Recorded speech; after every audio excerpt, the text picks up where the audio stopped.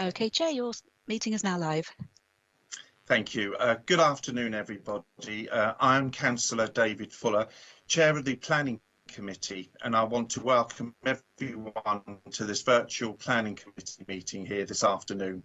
We are meeting virtually in response to limitations placed on the governance by the COVID-19 pandemic. This meeting is being broadcast to enable the press and public to view this meeting. The officer will present the application, read out any written deputations received and confirm the recommendations for debate. To facilitate this meeting, I've exercised my discretion in accordance with the Constitution and suspended Standing Order number 41A, and I am allowing debate on items before the formal motion is made to this committee.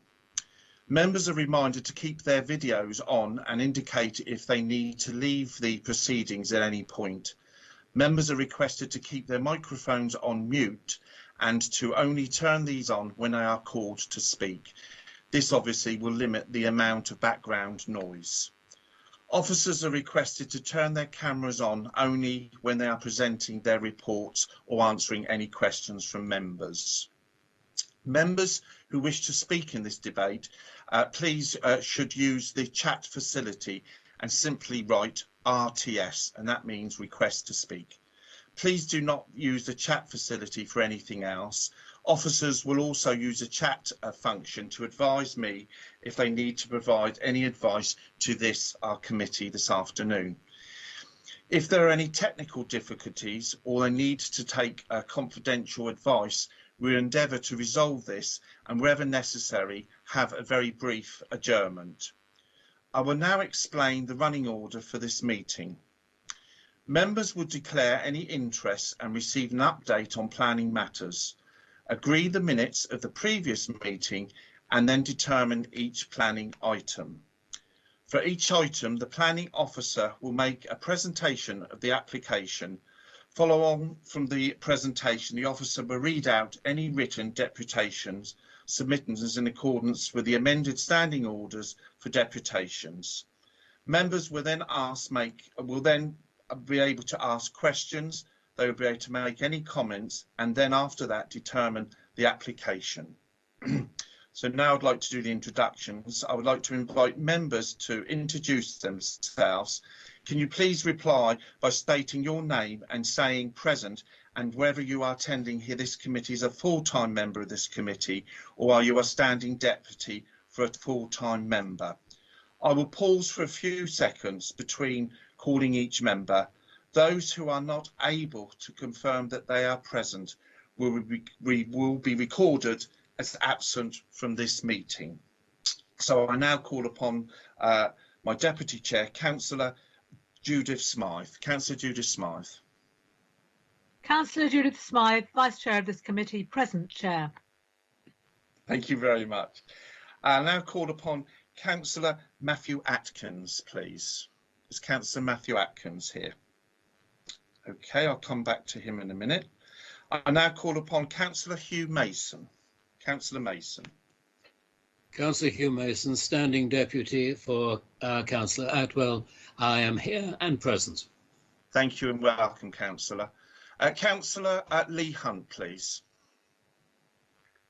Yeah, all present and correct. Full member of the Planning Committee and also a ward councillor for Nelson.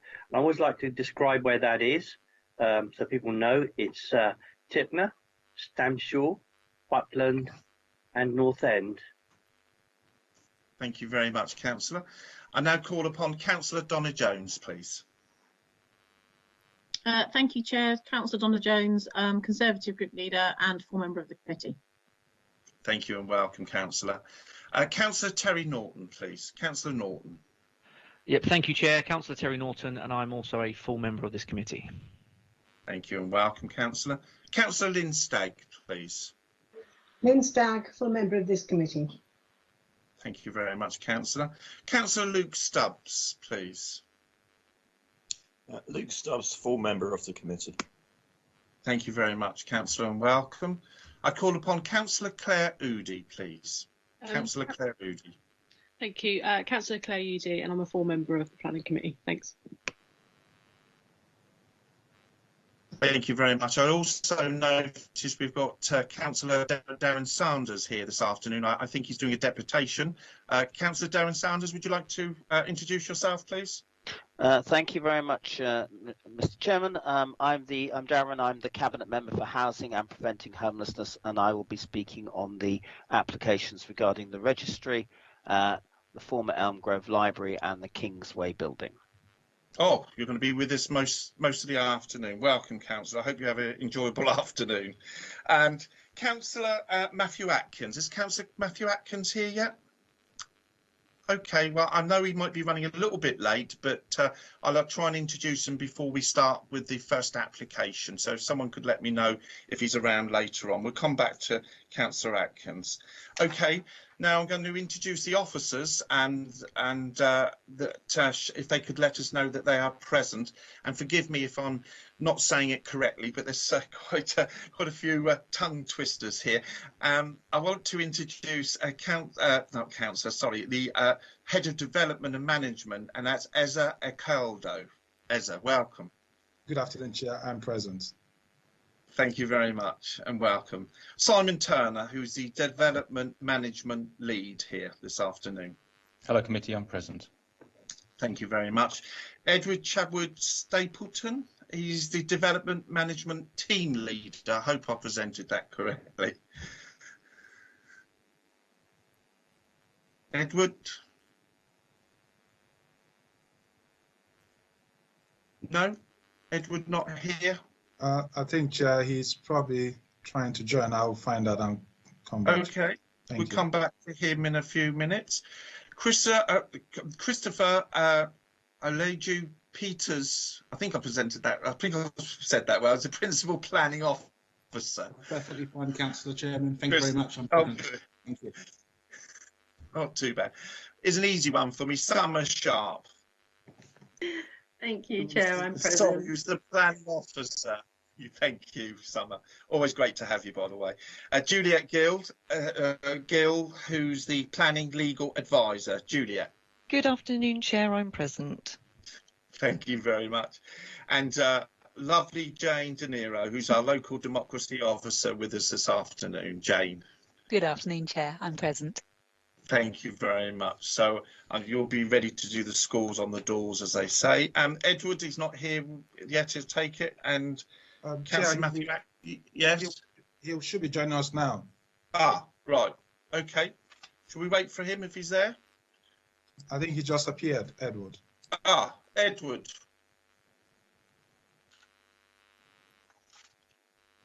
Okay.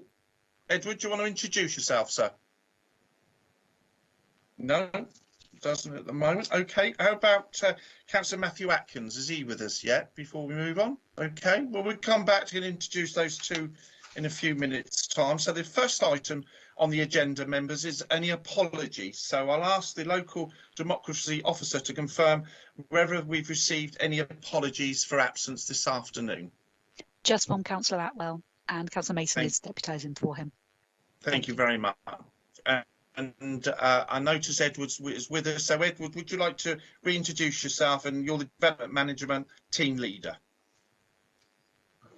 Sorry, Councillor, let me just bear with, get to the right screen. Yes, good afternoon, Councillor. Edward Chapman-Selton. Apologies for that hiccup earlier. I am present and I am indeed the Development Management Team Leader. I am also the case officer for the Tipner Park and Ride application, which has been withdrawn from this afternoon's agenda. Thank you. Yes, thank you, Edward, for that. Thank you very much. So before we go on to item number 2, and I'd just like to confirm the committee that Portsmouth City Council, as you've just heard, is the planning applicant for the first application, which is the planning application for the Tipner interchange of the M275 Junction 1 off Slip Road from Junction 12 M275.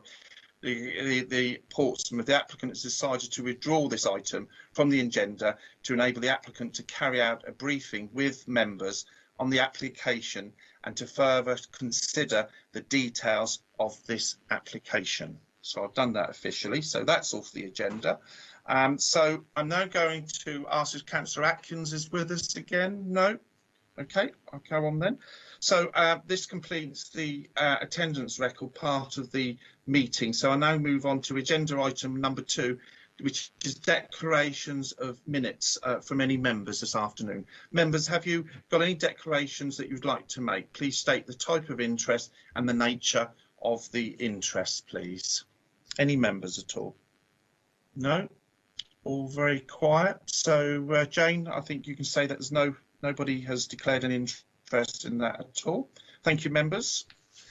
So I'm going to now move on to item number 3 to consider the minutes of the previous meetings. This was a recommendation of the minutes to be approved and correct record be signed by me, myself.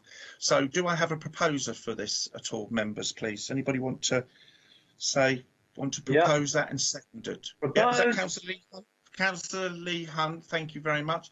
Councillor Lee Hunt has proposed those minutes. Can I have a seconder, please? Yes, happy to do that, Councillor Fuller. Thank you. I don't know if you were there, Councillor Lindstag, were you, at the last meeting? I don't think you were. I think I was. I wasn't at the briefing on Friday, but I think I don't know. I'm sure I was at the last meeting. Does somebody want to check that? Sorry. I can't remember. I don't think you were, Councillor Stagg, but I may stand with you. Can someone else just second that for me, just in case? Sorry. Happy to do that, Chair, if not. Yep, thank you very much, very much. Okay, so the recommendation has been approved and second. I now go to the vote by affirmation of the meeting with regulations. If there's no dissent, then the proposal is passed. Are there any objections to this recommendation? No? Okay, thank you, members. So the previous meeting has therefore been approved. Thank you very much, members. Okay, so now we'll move on to the next item, which is updates to the planning application. Mr. Alcoda, could you please update any members of any information you wish to give us this afternoon? Thank you, Chair. Yes, I can. We've received 2 number appeals. One is for 3 Penge Road down in Southsea, and that's for the change of use from a Class 4 house in multiple occupation to sui generis. And that's house in multiple occupation for over 6 persons. And that we received on Friday of last week, which is the 5th of March. And then we received the non-determination appeal for a household again, and that's for 1 St. John's Road in Portsmouth. And that's for a construction of a 1st floor side and rear extension and dormer windows to the rear. Officers have made a decision on that application, and that application is being marked for a refusal. So that will be going to in front of the Secretary of State via the Secretary of State via the inspector, and decision will be made on that.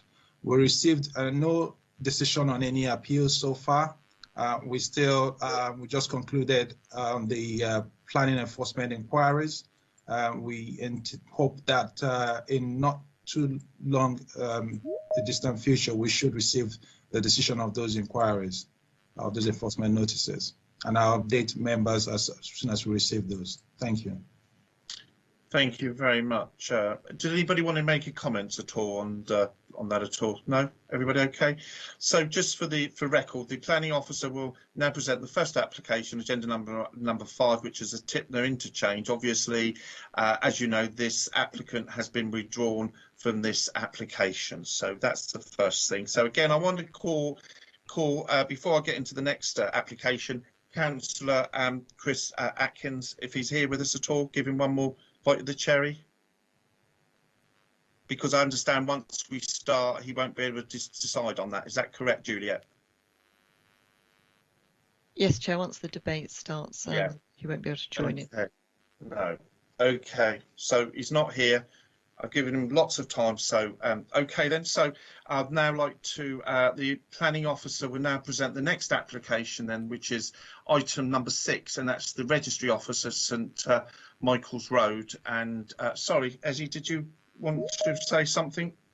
Yes, Councillor, with regards to that item that's on the agenda, myself and other senior officers within the local planning authority have received request of the applicant to withdraw this item from the agenda, and that's to enable the applicant to carry out a further briefing with members on the application and further consider details of the application.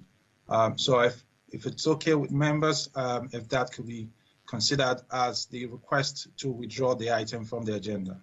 Thank you. So that's the registry office, is it? Sorry, I thought you meant the Tipner Park and Ride. No, I've done the bit. I've done the. Okay. Sorry, the junction. Apologies. Yeah. Yes. Sorry, the M27 thing has been withdrawn. Sorry. Okay. Yes. Everyone happy for that? Sorry. Yeah, that one has been withdrawn. We're now going to item number 6.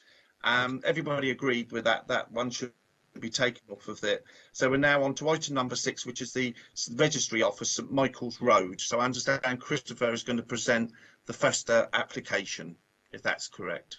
That's fine, Chair. Thanks. That's fine. You're more than welcome. Christopher, over to you, sir. That's very kind.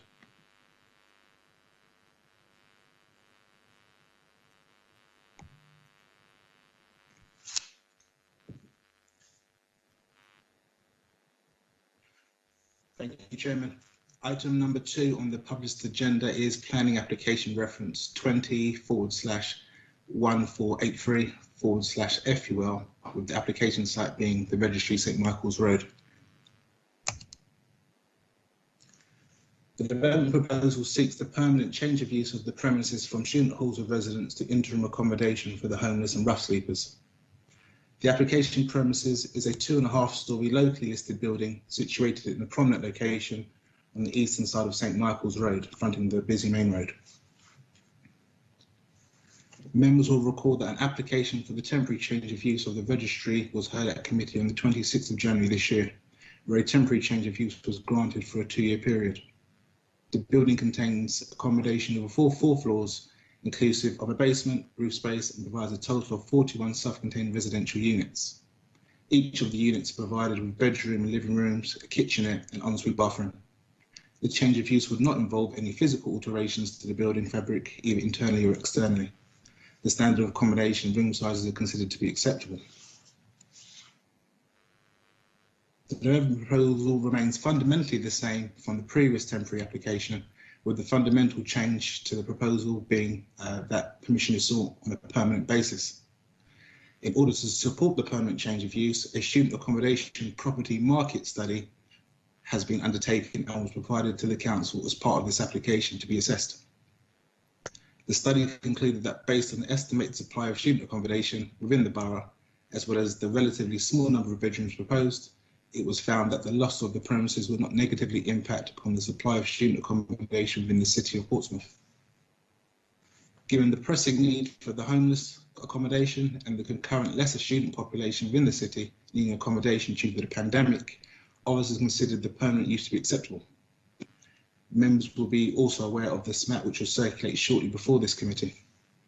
The SMAT contained a number of additional consultation responses from the Prime Prevention Design Advisor, who broadly is supportive of the proposal and has recommended a number of safety measures that should be imposed to further safeguard occupants and local residents. This is by way of CCTV provisions and access control measures. Members will see that a condition has been imposed by officers giving the council greater control over CCTV provisions. Members should also be aware that the site presently has an intercom system, 2 bedrooms and an entry system to the main building itself. A further representation has been received from the University of Portsmouth, who has raised a number of concerns relating to incidents that have arisen in and around the site. Officers are of the view that these concerns may not necessarily have categorically derived from the premises itself, but they have been noted. Officers consider that the management plan that's in place, together with the robust occupation agreement, there are no concerns from officers, and the recommendation is still to approve the development proposal subject to conditions. Thank you, Chairman.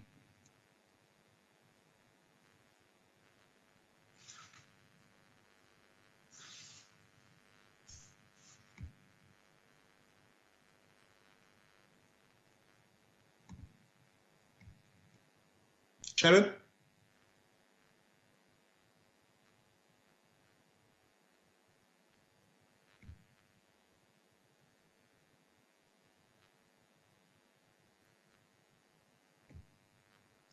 Members? Thank Yeah, you. here. Yeah, we're present.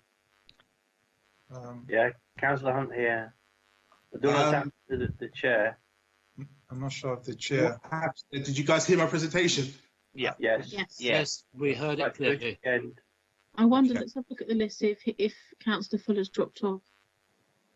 Yeah, I think maybe he's lost signal. I can't see him on the No. Yeah, he's dropped off. he's not the attendees list. Should we just wait for him to rejoin then? Yes, let's give him a chance to rejoin us. I think he was there up until the end of the presentation. Yes, the DF went just about as Christopher finished. Yes, I think he was there. We'll wait and see. Great looking building, isn't it? Yes. Have you ever been inside, Lee? No, I haven't actually. I've been inside a couple of times. One was highly peculiar. It was the registry office. I was walking past and somebody came out and said, "Have you got 10 minutes? We need a witness for a wedding." Wonderful. I was a I bridesmaid. didn't see them before and I'd never seen them afterwards. We registered the birth of our daughter in there. Would we have done, or would we have gone somewhere else? Yeah, it was in there, Judith. Yeah, originally, absolutely. I think most of us probably were registered in that building. My parents got married in there, and I was a bridesmaid when I was 2. And then by the time I was 18, I was then drinking in there at £1 a pint. Great stuff. Beer and a burger for something like £3, I think it was. It was cheaper to get the burger and the chips instead of just buy the beer. Yeah, they were good times. It was like the cheapest place to drink, but it was always really busy because it was so cheap. Did you have a yellow card, Claire? I did have a yellow card. I used to go quite often on Thursdays. It's good. Is that because the beer was even cheaper, Claire? No, some guy I was seeing was a DJ there at the time.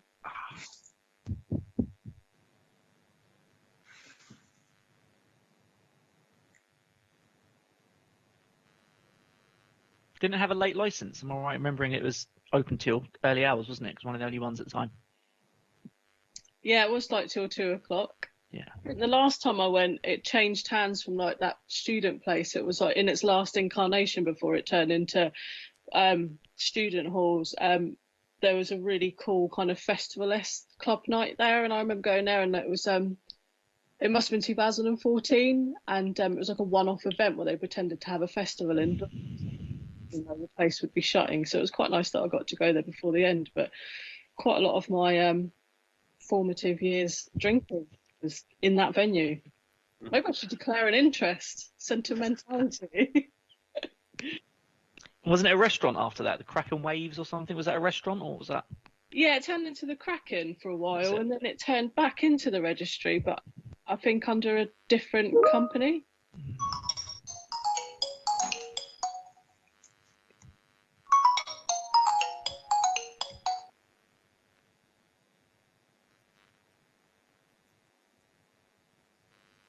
I understand the Democratic Services Officer is attempting to contact the chair, just for information. Trouble is, as we all know, if you lose connection, you have to go right out of the whole thing and start the whole process over to reconnect. It takes about 10 minutes. Councillors, would you like me to put up the adjournment sheet? I think so. Yeah. Is that okay? Yeah. From me, I'll do that now. Thank you.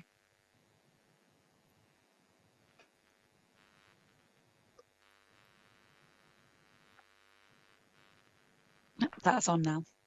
And we can all still be heard, don't forget. That's correct, yeah. Oh, yes.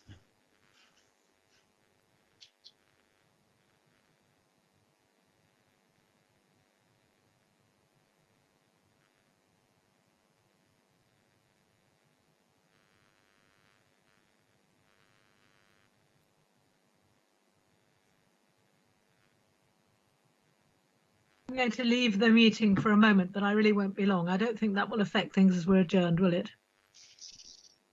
No, because it's an adjournment.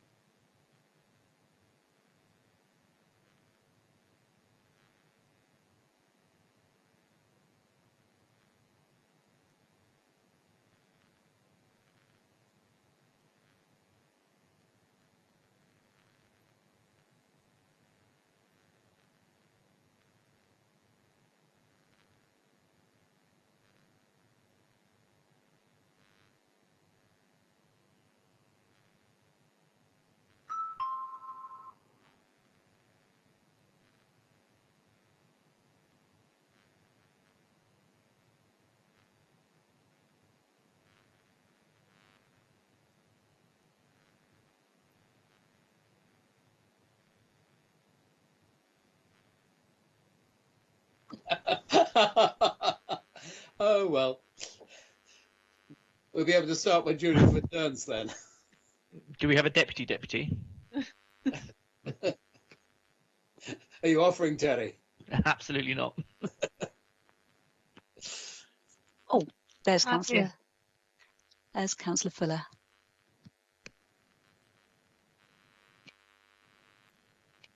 Sorry, everyone. I do apologise. I got thrown out and then I had to reboot the computer, so I do apologise. So I think the first thing is that I haven't really seen any of the application in front of me there, so I won't be able to vote on it anyway to make a decision. So I think if Councillor Judith Smythe can do this application and then I'll carry on with the next one. Is that okay? Everyone happy with that? Yep. Okay, thank you. Sorry. So I'll just listen to this one, but I won't be taking part in the voting. Okay, thank you.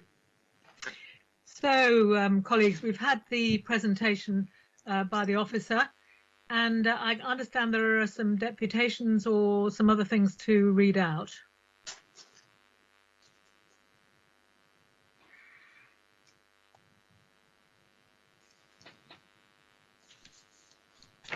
Thank you, Councillor. At the end of my presentation there, I made reference to a number of depositions that had been received relating to comments received from the crime prevention officer, who has raised a number of queries in relation to, well, firstly, being largely and broadly supportive of the proposal. The query was raised in relation to details of the CCTV provisions, in addition to access provisions at the site relating to individual rooms and the actual building itself. Members will be aware that a condition has been imposed requiring full details of all CCTV provisions to be submitted to the council, which will give officers greater control over the safety and surveillance of the premises. And further to the additional query about intercom access, it's been confirmed to myself that there is an intercom in place at the front of the premises, in addition to individual rooms, and I've been aware that the individual locks on the doors are changed once the occupiers vacate the individual premises themselves, which gives us greater control over that. Further to that, quite a lengthy representation had been received from Portsmouth City Council, Portsmouth University rather, raising a number of issues. I'll just run through these just briefly with you now.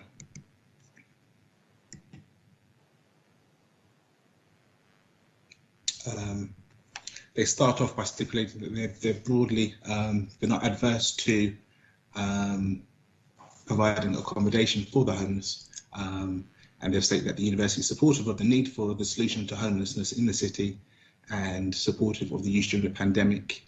They were of the view that it was never envisaged that the premises would become a permanent location. They have raised our attention to a number of incidents that have occurred involving university students and staff, which has led to concerns over the safety, security and immunity of residents. The university have stated that they feel that it's too soon to grant planning permission on a permanent basis, with a temporary permission being in place for 2 years. They state that the temporary permission would allow for the use and the operation of the premises to be monitored and managed safely and effectively on a trial period. They've also stated that a permanent permission should only be granted after the temporary permission has expired, which would lead to the occupiers being in a precarious situation. This is my statement, because obviously operating without a permission in place would be a breach of plan permission. They've stated that rough sleepers who associate with the registry have used the university's hygiene stations to wash. Individuals have also hidden within the toilets in an attempt to sleep overnight, which officers find somewhat peculiar, because residents of the registry have their own accommodation and cleaning facilities, in addition to the fact that if they have accommodation within the registry, why would they sleep in toilets outside of the premises? I don't have these answers, unfortunately. It's also been brought to our attention that large groups of individuals congregate next to the Mercantile House, which is under the ownership of the university. It's also been stated that hypodermic needles have been found within the grounds of the St Andrew's Court. Once again, officers cannot categorically state that where this paraphernalia has arrived from. It's also been brought to the council's attention, part of the representation, that vehicles have been parked in the university's house car park, which have had to been forced to be moved on. The representation also goes on to raise safety and security concerns, which would have a direct impact on the perception of the university. They also revert back to the Hampshire Constabulary's comments, which made reference to 25 reports of incidents that have taken place around the building. Once again, officers cannot categorically state that any antisocial behaviour has derived from occupiers of the registry or any of the other homeless accommodations. The concluding statements have stated that it would appear as though the safety measures in place don't appear to be working. They've also stated that there should be potentially a patrol officer that should parade the perimeters of the building itself. And in addition to this, they've said that the temporary permission was sufficient and can offer the basis to monitor and assess the proposal to test whether the permanent use should be granted. And that's a succinct summary of the comments that have been raised. Thank you, Chairman.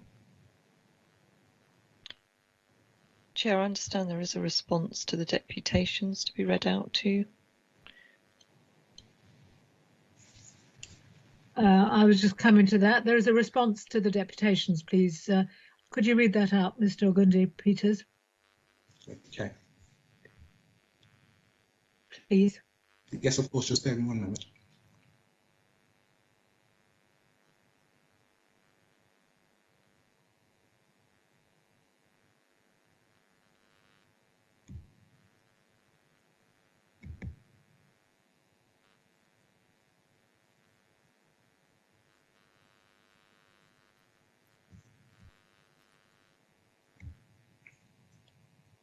I'll be with you in just 1 second.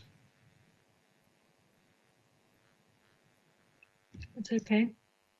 Thank you.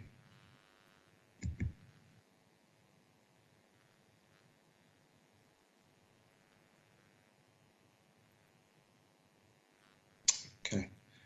The statement I'm about to read has come from the Head of Business Growth and Relationships and Support.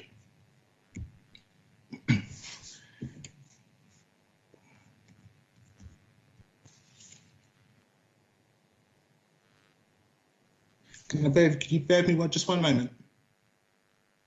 Yes, that's fine.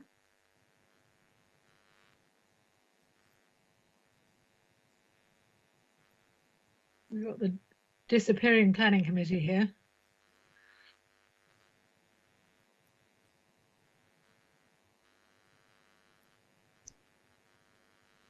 I think he's going to read to us the document we've probably have seen, but we would need to have it read out because of the public need to hear it too.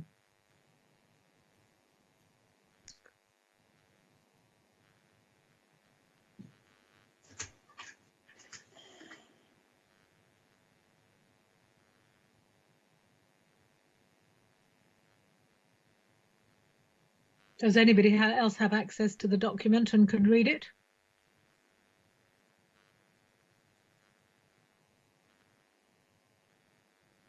Thank you, Councillor. I am with you. Just bear with me just 1 moment. Thank you. Thank you.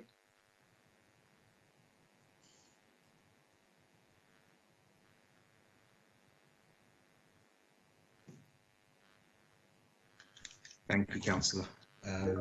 So the response from Housing has basically stipulated that the main concern with the letter from the university is that it appears to attempt to create a belief that 3 issues are true whilst providing no evidence to support them. The first and most damaging is that deferral is an option. Our acquisition is dependent on the grant of funding, with our funding, ours being the council's, being contingent on completion by the 31st of March 2021. We categorically cannot defer this decision as we did, we would be unable to progress with acquisition. If we do not progress this application, this could mean the end of this work and a return to the street for these individuals who have made astonishing progress. The second issue presented is that the temporary planning use was aimed at being a trial period. The university state that we should keep the temporary use while you trial the operations, but it is too soon to allow a permanent position. To clarify, our application for temporary change of use submitted in September 2020 was never to create a trial period. We applied for the temporary change of use in line with our leasing of the buildings. This application for permanent change of use looks to our acquisition of these assets. We have, however, reviewed the suggested criteria for evaluation.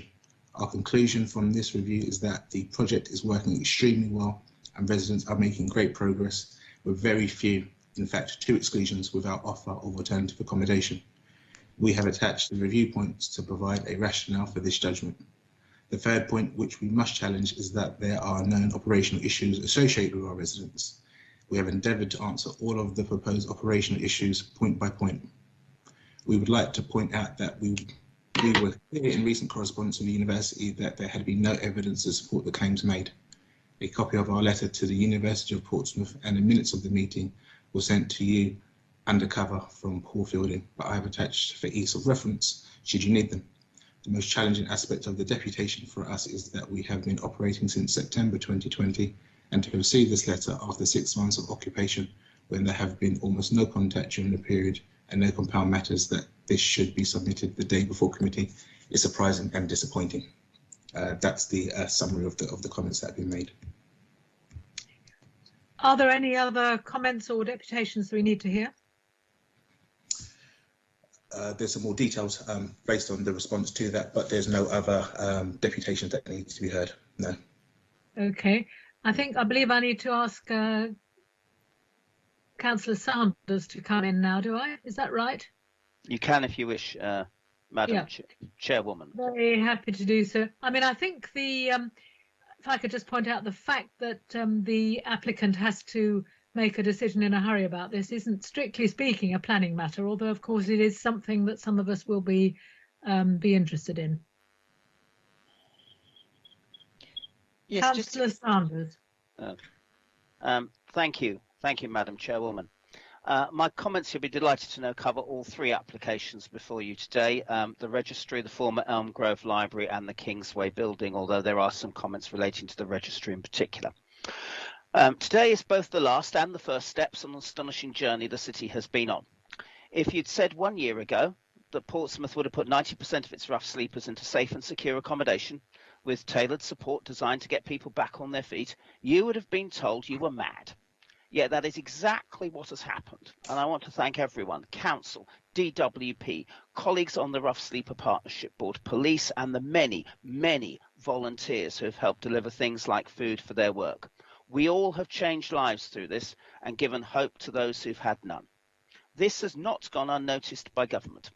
In its 2 tranches of Next Steps funding to Council to continue the work into trying to tackle rough sleeping, Portsmouth got the 6th and 7th biggest allocations for councils in the country, precisely because of the coordinated way in which this city has come together. And that brings us to this meeting. Committee members have given the council temporary permissions to run these 3 buildings to house our homeless, for which we are all grateful. Making these permissions permanent today is the last step on the great journey this city has been on. Taking it will guarantee the millions of pounds government has promised Portsmouth to change the lives of its rough sleepers, as has been outlined by the head of business growth. The plan not only aims to deal with those currently sleeping rough, but also those who might be forced onto the streets as a result of the already increasing unemployment and likely increased evictions that will result from ending restrictions. Unlike other authorities, this council is already planning for that, hence the 3 buildings before you today. If we find the situation is less bad than we fear, then giving permanent permission today means we can use these buildings to take people out of bed and breakfast and into a home, which is, I know, something councillors of all parties, all groups want to see. And that brings me on to the university objection to the registry application, which you've just been discussing. Like the head of business growth, I find this highly disappointing. For many years, I and other colleagues have been delighted to work with representatives of the university and the University Students' Union in trying to ensure a better life for people living in HMOs and their neighbours. Many people complain about what they perceive to be always student properties, and I'm delighted to have been working with the university to deal with that, and their help has been invaluable. Yet, as the head of business growth has outlined, this objection is the first time I have heard they have had any problems. Throughout the time of the Police Council working group set up to manage the operation of our former hotel provision that is mentioned in this report, no one said the university had any concerns. If they had, we would have taken them seriously, as we did with other people. The planning officer's view just expressed reflects what I understand is the actual situation. Now, of course, we treat antisocial behaviour by rough sleepers seriously, as anyone who heard the recent council debate on the subject knows. Wrongdoers in all 3 buildings will be kicked out. Security is paramount. We want people living in these buildings, just like students, to respect their neighbours, and that covers all 3 buildings before you today. It is also why the council is happy to accept the conditions on CCTV in the registry report. Government is clear. They will fund permanent, safe, secure accommodation, although, as you've outlined, Madam Chairwoman, that's not necessarily a planning consideration. We do want to provide the context. Granting temporary permissions, as the university is suggesting, will not achieve that, so putting our journey at risk. I said at the start that making the temporary permissions you've already granted permanent today was the last and first step on this journey, and I said that for one reason. We know lives have been changed already through what this city has done, but that is the past. Backing the officer's view today, including the officer's conditions around CCTV, will give us the first step to change many, many more lives for years and for decades to come.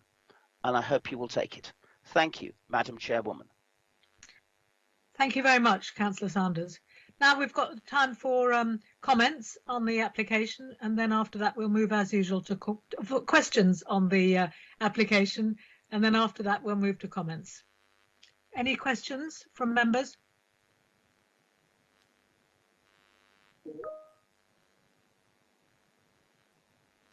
Councillor Norton.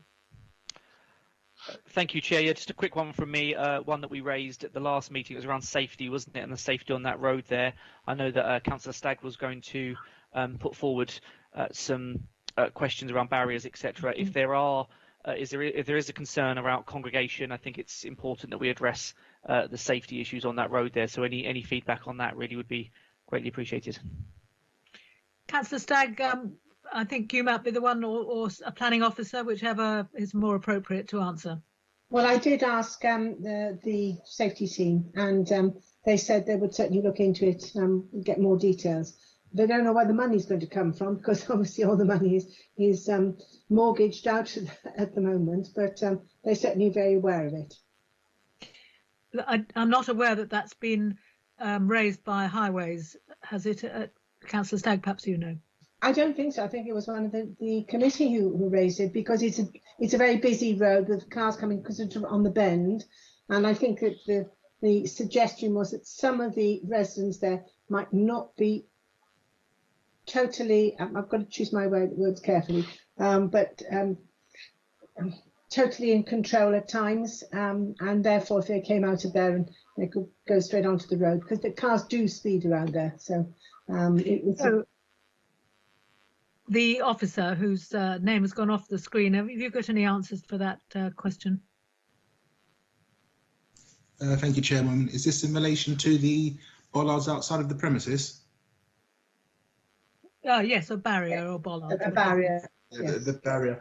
I understand that it was something that was raised by one of your fellow councillors at the last committee back in January.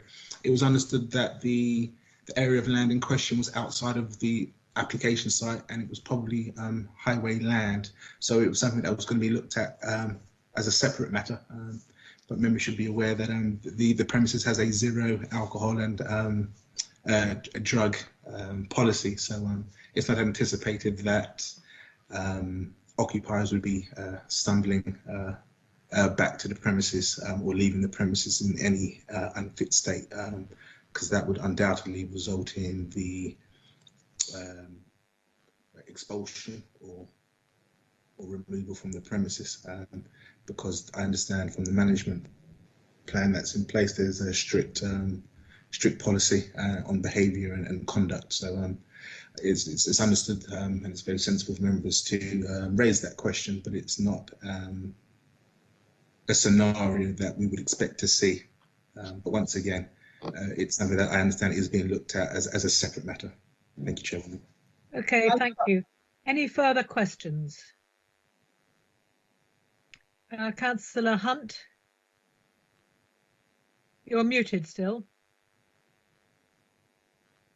Best way, Don't tempt me. yeah, indeed.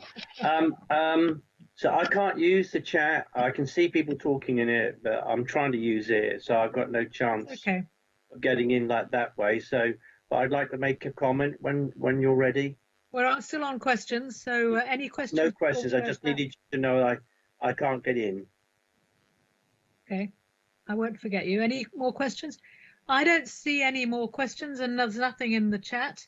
So I'll go straight to Councillor Hunt for a comment. Yeah, thanks. So the issue of the barriers, which we know is outside of this planning, the advice we got is outside the planning, was raised by Councillor Jones a couple of times. We raised it in the pre-meeting the other day as well, and I can't see any harm in putting barriers there. The truth of the matter is, the pavement is narrow outside the Antwerp Boulevard, and we've seen a few stumbling out there over the years. Indeed, any pub, including me. So, you know, there's no barriers outside those premises. But this is a council premises, so maybe something should be done. But that's outside of this hearing today. So I would very much like to propose the officer recommendation with the conditions. As Councillor Sanders has said, this is a hugely successful programme, getting people, rough sleepers, into managed accommodation, but not just for the sake of a roof over their head, but also with support, getting back into jobs, helping them to claim the sorts of benefits that they need in order to pay for their daily needs, including accommodation. So it is a wonderful programme, and the whole council's been involved, which is good, and lots of volunteers. So the only sour note today is the university, isn't it? I'm sorry to say, and it needs to be said, the irony of the situation is obvious. A slight wry smile from some of us, I suppose. But surely the university should writing to us saying, please, can we help? Would you like us to run some courses in mercantile health? Get more education to people who need it. You know, some of our lecturers and teaching staff can run classes, and we'll pay for that because we want to be involved in the great thing that you're doing, not raising these unproven, it would seem, objections. But the conditions attached, the management plan, the CCTV, and all these other things should really overcome their concerns. So I appeal to the university to get involved and be constructive around this, and lend some of your wealth and profits to supporting people who have really nothing, and give them the gift of education. Get involved with them, support them, and let's get them all back into mainstream living. Thank you, Councillor Hunt. I've understood that you've proposed that we follow the officer's recommendation. I will ask for a few more comments before asking for a seconder. And so I'm going to go to Councillor Jones.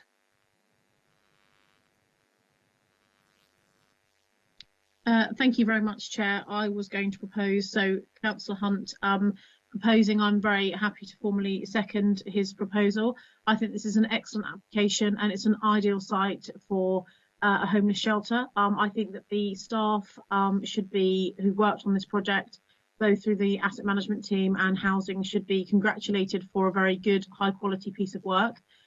This is a very old, historic and beautiful building in Portsmouth that has, quite rightly, I suppose, as a public building, has undergone several different changes of uses over the years, being, in the beginning of my lifetime, as we spoke before the meeting started, a registry office where many of our births were registered and our family members were married.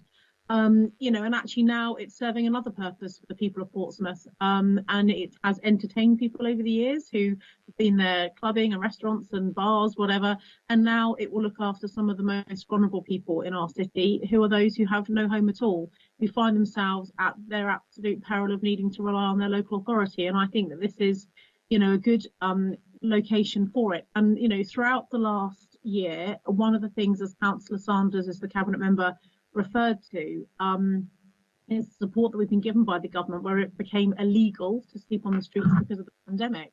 But what that has done is taught us even more about the needs of the homeless, when you have more people now being supported by Portsmouth City Council than ever before, and also the implication of those that live around those sites, because there are complex needs, and therefore this really is a very good location. And as Councillor Hunt quite rightly said, it was in fact me at the meeting last week that did mention about the barrier, but I didn't mention it in terms of the planning application. It was almost an aside to Councillor Stagg at the end of the meeting, with her portfolio hat on, obviously as the Cabinet Member for Transport, just around road safety, but not part of the planning application itself, as I say, because it's not, as the planning officer said, a direct part of the material planning application. So I'm very happy to second this. I actually do also share Councillor Hunt's comments actually around the university. We've done so much to help the university as a local authority over the years. We've really supported their exponential growth, their vision, their desire to want to, improve a big quarter of the city, which is fantastic. And I know when I was leader of the council, between the university, the council, the Navy, and the football club, the four of us tried to pull together to really move a vision for the city forward. And actually, the vision can't all be about the sort of, the Ben Ainsley racing and the glitzy, the glamour, the nice kind of victorious festivals. It also has to be about dealing with the other end of the city as well, which is people that maybe don't add the attraction. They don't attract visitors to our city. They don't attract tourism. You know what? They come from Portsmouth, and we have a duty. I'm really, really, really disappointed with the university's position on this. I think it was very short-sighted of them to put the comments in that they have. I concur. Wouldn't it have been refreshing if they had been reaching out to say, how can we work and support you as an authority, in trying to get some people onto some kind of educational courses, rather than simply saying not in my backyard, which is effectively what they're saying. Very disappointing indeed. But there we go. I'll be voting for this today, and I really hope that colleagues support Councillor Hunt and I with putting this through. Thank you. So you're formally seconding the proposal. I note that Councillor Atkins is here, and I'll go through whether you've got a declaration of interest after this item or leave it to the chair. Councillor Mason. Thank you. 2 points. One, about the building itself. It is of a size which makes it suitable for management, and the room sizes within are suitable for people who are moving off the streets but have still got property, have still got things which they want to keep around them and keep around them safely. So I think it is the ideal building for this purpose. And the location, as has been mentioned, is a sensible location for this. The second thing is the university's complaint. I find it very, as an academic myself, I find it very unhelpful of the university to put in a complaint and to produce no evidence to support the allegations that the harm which they see has come from the people who are living in this property. If they were going to make the complaint, they should have at least produced some decent evidence. It wasn't there. And so I am in favour of this, and I share the views of my two colleagues who have already spoken. Thank you, Councillor Mason. I've got no further requests to speak and no hands up. I'd like to take a little bit of guidance before I move to the vote, Juliet Gill. Councillor Fuller's not voting because he hasn't heard the whole item. Councillor Atkins, welcome to the meeting, but you weren't here in time to vote because you haven't heard the item. It's my view that, as far as I can see, Councillor Udy was actually not in the room when the adjournment took place, but Councillor Juliet Gill, would you like to give some advice on that, or Councillor Udy yourself? I note that Councillor Udy did say that she left the room during part of the discussion. just think we need to get that clarification from Councillor Rudy. She was certainly back before we started the discussion after the adjournment, because I noticed that she was. But Councillor Udy, have you got any? Did you miss any of this or not? What I missed was the only time when I said I went away because my son thought there was a bee in the living room. I think I was gone for about up to 4 minutes at that point. So I think so it was when we were talking about the university's written representation. It was in the middle of that, and I went away during it. And I came back, and you were still talking about it. Councillor Udy, have you read the deputation from the university? I have, yes. So therefore you haven't missed anything.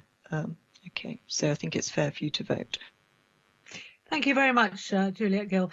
I'm going to go through then. It's not in the usual order because I've just decided to do it a different way, and I don't think it needs to be in a specific order.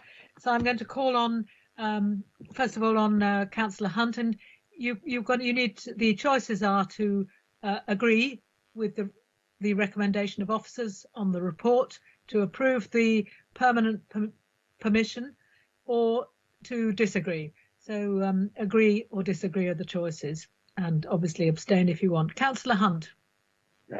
Approve the recommendation with the conditions. Thank you. Councillor Mason. Agree with the recommendation. Councillor Stubbs. Agree the recommendation. Thank you. Councillor Udy. Agree. Councillor Norton. Yes, Chair, I'm for, so agree with the recommendations. Councillor Jones. Thank you, Chair. Yes, I agree. Councillor Stagg. Yes, thank you, Chair. I agree. And I approve the application as well. So it looks like the City Council has its planning permission here. And thank you very much for officers for having helped us with that decision. Thank you. I'm going to pass back to Councillor Fuller now, with just to say we need to do Councillor Atkins' declarations of interest, if any, as I hand over. Thank you very much, Councillor. Thank you for stepping in. Apologies again, members. As I say, I completely, my computer completely blanked me out, but I'm glad I'm back. Yes, welcome, Councillor Matthew Atkins, to the Planning Committee. As Councillor Judy Smiles has just said there, have you got any personal prejudicial interests at all? And obviously, would you also like to say hello to everybody? Hello, sorry I'm late. I was struggling to get on the internet. I think the only declaration I would have made would have been in reference to the item just gone, as the university had commented. Correct, that's the only one that they have commented on today, isn't it? So I think that's the only interest I would have had to declare. But since I wasn't here, it didn't actually matter. Thank you. And again, Councillor, welcome. OK, so now we move on to the next application, which is a agenda item. And I got it in front of me, number 7, which is 155 to 157 Elm Grove. And I'd like to hand over to Christopher, who is going to give us a presentation to this. Thank you. Thank you, Chairman.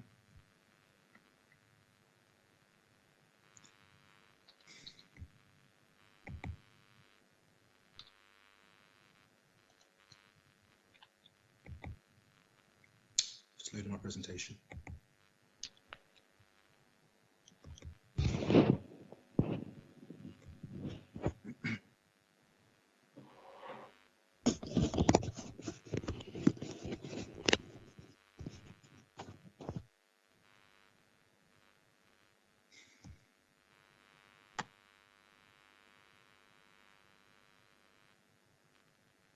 It's taking a little while to load. Just give it a moment or two.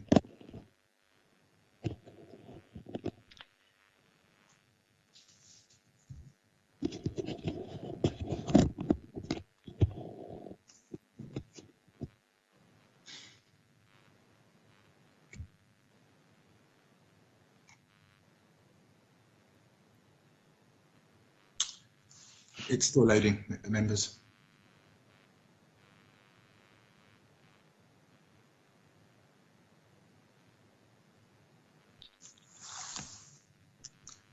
There we go. Is that visible now?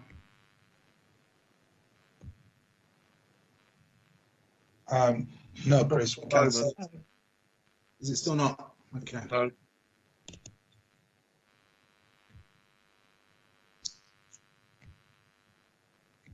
Let's try again. Do we have success? Yes. Thank you, members. Item number 3 on the published agenda is planning application reference 20/01482/FEWELL, with the application site being 155 to 157 Elm Grove.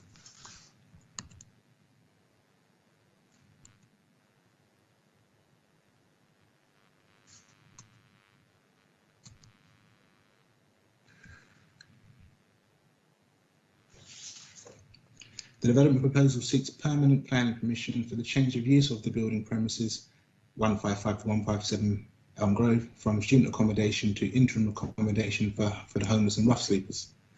The application property relates to a 2-storey brick-built building situated on the northern side of Elm Grove, immediately to the north of the junction of Albany Road and west of the junction with St Andrews Road.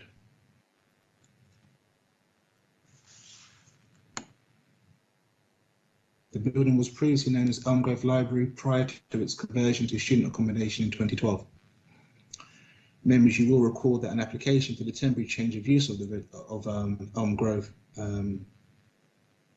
was held at committee on the 26th of January this year, where a temporary change of use was granted for a 2-year period.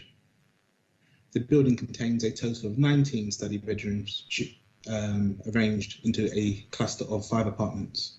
Each of the units are to be used by sole occupants. The units have their own open plan kitchen, dining room, living room and bathroom facilities. The development proposal would not involve any external alterations, internal or external. The development proposal remains fundamentally the same from the item that was presented to committee in January, with the fundamental change being the permanent use of the premises being sought. The site is being used as temporary night shelter for the homeless in need of low-level support, and the premises are to be occupied by those that have been assessed as being able to live in a house of multiple occupancy and considered to be lower risk than those in more intensely managed accommodation. In order to support the change of use on a permanent basis, a student accommodation property market study was provided and has been undertaken as part of this assessment. The study concluded that based on the estimated supply of student accommodation in the city, as well as the relatively small number of bedrooms proposed at the application site, it's not considered that the loss of these individual units to negatively impact the supply of student accommodation within Portsmouth. Given the pressing need for the homeless accommodation and the concurrent lesser student population within the city needing accommodation, officers consider the permanent use to be acceptable and essential. The recommendation is to approve the development subject to conditions. Thank you, Chairman. Thank you very much, Christopher. There, I understand.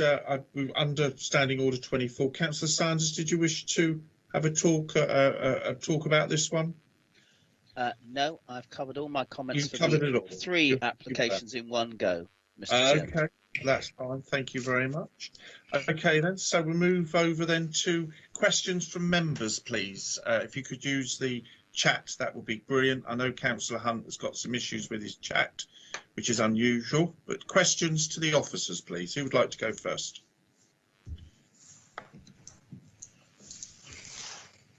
No questions? Okay, comments then from councillors, please. Anybody would like to make any comments to the about this application? Councillor Terry Norton, you were first. I can't see anybody else because all I can see is the application in front of me. But yeah, any comments, please? Yeah, thank you, Chair. Very little to say really, like the last application, and therefore happy to propose offers recommendations. Thank you very much. Councillor Lee Hunt. I presume your hand was up second. Obviously I didn't get to the screen, but I'm taking Councillor Lee Hunt. Yes, comments, please. Could you put your microphone on, please, Councillor Hunt? Yeah, thank you for that. Yeah, I'm very happy to second this for all the right reasons that we know about. I think what would have been helpful if Councillor Sanders is still around is that he would have described, if he's there still, I can't see him. Yes, he is. He might tell us if he indulge us for the wider benefit of the councillors here today and maybe the public viewing, how the sort of strategy that these three premises represent, the higher, the medium and the lower dependence. I think this one is the lower dependence, isn't it? Is it all right to ask him that, Chair, for the sake of accuracy? I think it's my meeting. If I'm happy for that, if he just wants to quickly answer that, Juliet, I'm sure will quickly nip in if I'm doing the wrong thing. But if you could just quickly answer that, Councillor Sanders, and then I'll go over to Councillor Hugh Mason, if you don't mind, very quickly, please. Thank you for your indulgence, Mr. Chairman. The strategy is very simple. It's tailored. It's tailored to people's individual needs, but they form a series of categories. Category one are people essentially who need money help. They need very little help, and they're currently in private rented accommodation, whether specifically private flats or shared houses. Category two is where the blocks come in, and it's called low-level support, but these are people who need a bit more help, essentially. So they might need a bit more help in terms of getting their life around, and that's where the excellent homeless healthcare money that we've got to help people with mental health to apply to get them GP surgeries and all those sort of GP provision, all those sorts of things. That's where this will come in. A third level are people with a limited number with really complex needs, and they're in the and it's a very small number, and they're in the form of day service provision at Hope and New Houses in my ward. So this is accommodating essentially anything I say is going to be offensive, Mr. Chairman, in terms of treating people not as humans. So please apologise. The middle band of people, effectively, they don't need severe help, but it's not just a case of handle your money better.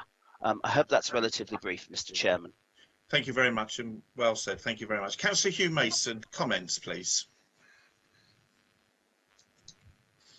I wish to second this, and my comment is that as a councillor for the area to the south of this, on the other side of the road, prior to people moving into this premise, I had one or two comments of how dreadful it was going to be. Since people have moved in, there have been no adverse comments. And so I think that this has been well managed, and I am very happy to second the proposal. Thank you very much, Councillor. But Councillor Lee Hunt did second it before you, oh, Councillor. right, okay. So sorry, Councillor Lee Hunt, comments, please. Yeah, the other thing is, if anybody did have any concern about the Elm Grove, this former library building, Kingsway House opposite, there will be help and support for people over on that side of the road, but that'll come a bit later. Okay, thank you very much. Any more comments, members, before we move to the vote? No? Okay, then, so as proposed, Councillor Terry Norton to agree with the officer's recommendations, and seconded by Councillor Lee Hunt. So do the officers want to add anything before I go to the vote? I have to ask them first.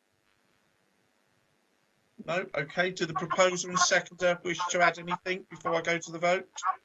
No? Okay then, so I now call upon Councillor Judith Smythe. Please indicate if you're for or against the motion, or do you wish to abstain, please? I'm for, Chair. Thank you. Matthew Atkins, Councillor Matthew Atkins, please indicate if you're for or against the motion, or do you wish to abstain? I'm for the motion, Chair. Thank you very much. Councillor Mason, please indicate if you're for or against the motion, or do you wish to abstain, sir? I'm for the motion. Thank you very much. Councillor Lee Hunt, do you wish to indicate if you're for or against the motion, or do you wish to abstain? For. Thank you very much. Councillor Donna Jones, please indicate if you're for or against the motion, or do you wish to abstain? For. Councillor Terry Norton, please indicate if you're for or against the motion, or do you wish to abstain? For. Thank you. Councillor Lynn Stagg, please indicate if you're for or against the motion, or do you wish to abstain? For the motion. Thank you very much. Councillor Luke Stubbs, please indicate if you're for or against the motion, or do you wish to abstain? For. Thank you very much. Councillor Claire Udy, do you wish to indicate if you're for or against the motion, or do you wish to abstain? I'm for. Thank you very much. And my own vote is for. So I think that is unanimous. But I'd like to ask Jane just to clarify that, please. Yes, that's correct. That was a unanimous vote. Fine, thank you very much. So we swiftly move on to the next planning application, which is on my agenda. It's item number 8, and it's Kingsway House, 130 Elm Grove. And that's down to Christopher again. Would you like to present this next application to members, please? Thank you, Chairman.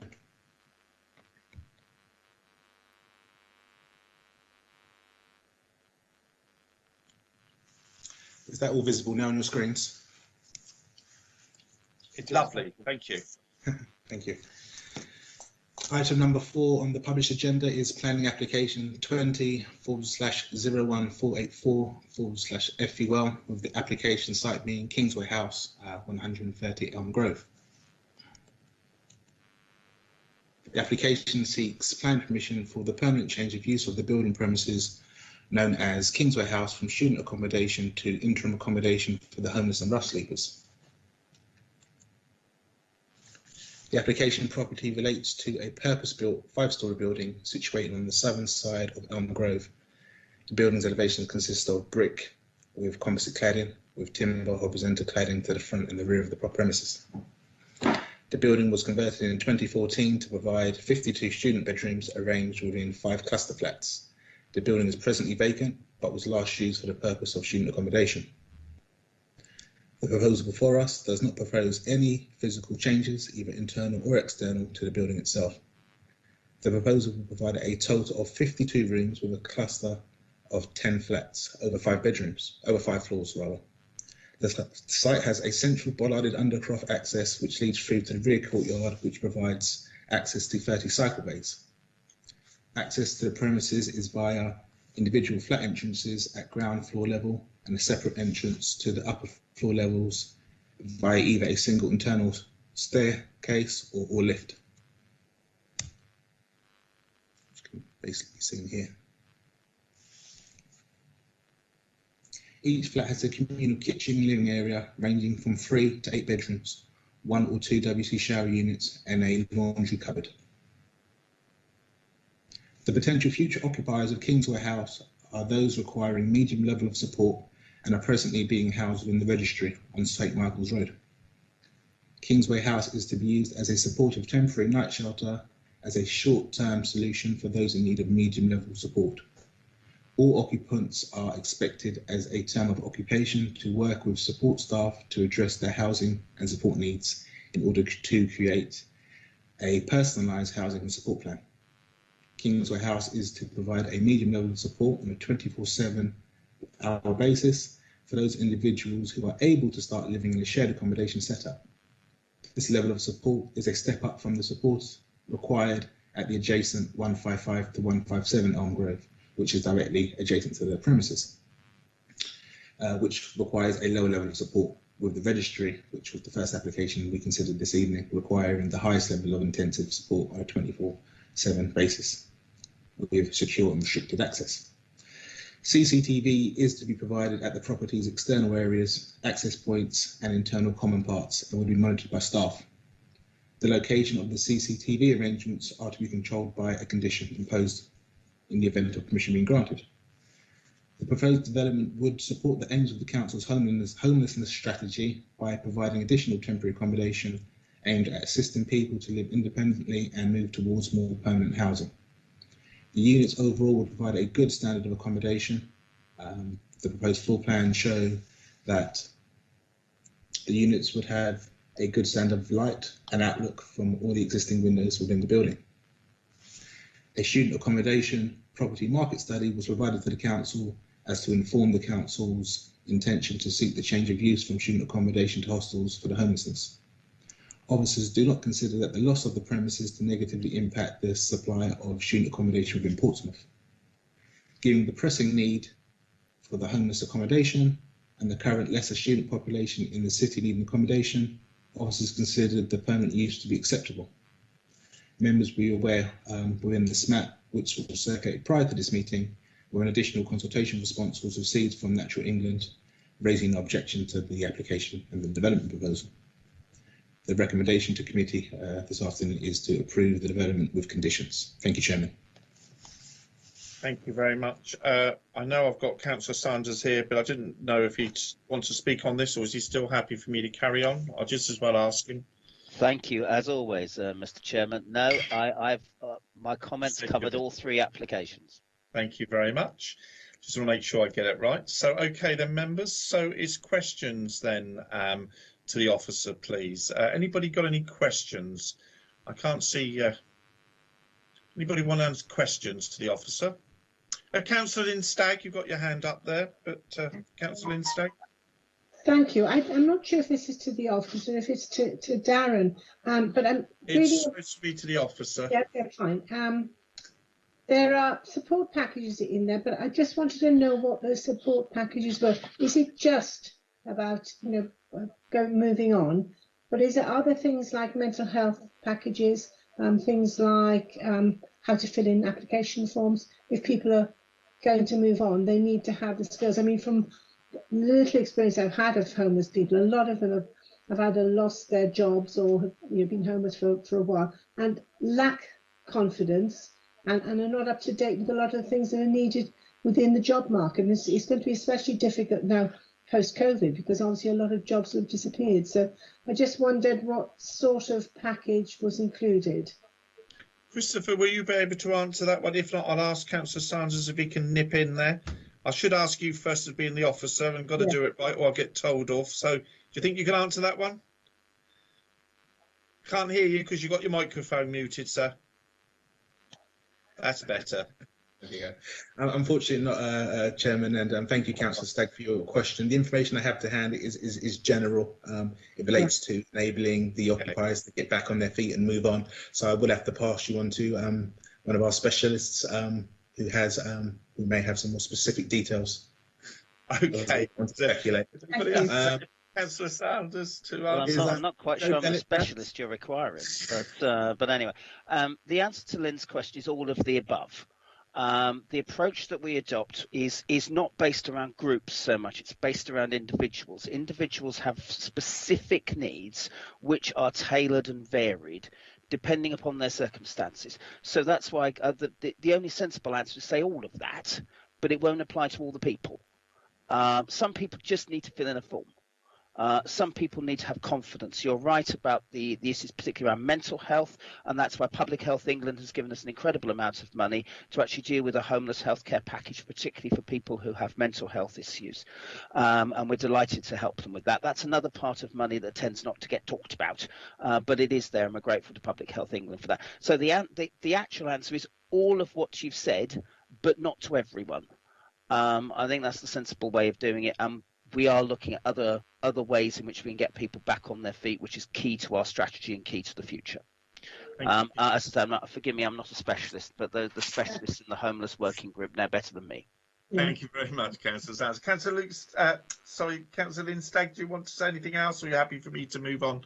No, that was all I wanted to know. I mean, I guessed it probably was, because I know that Darren and I had talked a long time ago about Hope into Action, which is run by the churches, and that's the complete package for individuals' needs. So I'm pleased to see that that's the sort of thing that's going to go in here. Well, I presume with all three. And also, it's not the only thing. So Hope into Action and other people are involved as well. So this is only part of the package. It's just the most visible bit of the package so far. Thank you for your indulgence, Mr. Chairman. Thank you very much, Councillor. Members, going back to members, any more questions to the officers, please, before we move on to comments? Okay then, so let's go to comments then. Anybody want to give us any comments at all, please? Any comments? Councillor Lee Hunt then, comments please.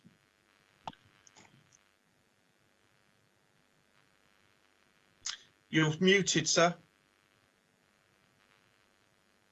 Thank you. With a great sense of pride, I wish to propose this and to thank everybody again today for their support. It's very important for all of these people to give them the best chance in life that we can possibly give them. So yes, I'm very happy to propose the recommendations. Thank you very much. Anybody want to second that or Does anybody else want any more comments? Councillor Lindstag? I'm happy to second it. Okay, thank you very much. Members, any more comments at all before we go to the vote at all? Just so that I've made sure I've given everybody a fair chance. Okay then, so what's in front of us is officers' recommendation for conditional approval. That's what we're voting on. Has the officers want to add anything to this at all before we go to the vote? Take it that's a no. Okay, and the people that are proposing and seconding are quite happy for me to carry on. That's absolutely fine. Okay, members, so it's the officers' recommendations for conditional approval. So now call upon Councillor Judith Smythe. Please indicate if you're for, against the motion, or do you wish to abstain? I'm for the motion and wish to approve this planning application, Chair. Thank you very much. Well said. Councillor Matthew Atkins, please indicate if you're for, against the motion, or do you wish to abstain? I'm for the motion, Chair. Thank you very much. I call upon Councillor Mason. Are you please indicate if you're for, against the motion, or do you wish to abstain? I'm for the motion. Thank you very much. Councillor Lee Hunt, are you for, against the motion, or do you wish to abstain? For, thank you. Thank you very much. Councillor Donna Jones, please indicate if you're for, against the motion, or do you wish to abstain? I'm for the motion. Thank you very much. Call upon Councillor Terry Norton. Please indicate if you're for, against the motion, or do you wish to abstain? I'm for the motion, Chair. Thank you. Call upon Councillor Lindstag. Please indicate if you're for, against the motion, or do you wish to abstain? I'm for the motion, Chair. Thank you. Councillor Luke Stubbs, please indicate if you're for, against the motion, or do you wish to abstain? For. Thank you very much. Councillor Claire Rudy, please indicate if you're for, against the motion, or do you wish to abstain? I am for the motion. Thank you very much. And myself, I will be for the motion as well. So, Jane, I think that's a full house again. Could you just make sure of that, please? That's correct, Chair. It was unanimous. Thank you very much. Thank you, members, again for that. Thank you for being so quick. Thank you. Now going to move on, I think it's to the last application today. And this is agenda item number 9 to 12, Blake Road. We're going to give Christopher a rest now. We're going to listen to the fantastic Summer. Summer, it's up to you now to present to us the application for number 9 to number 12, Blake Road. Thank you. Thank you, Chair. Good afternoon, members. Just to clarify, the application is at number 12 Blake Road. I'm just going to load my presentation for you.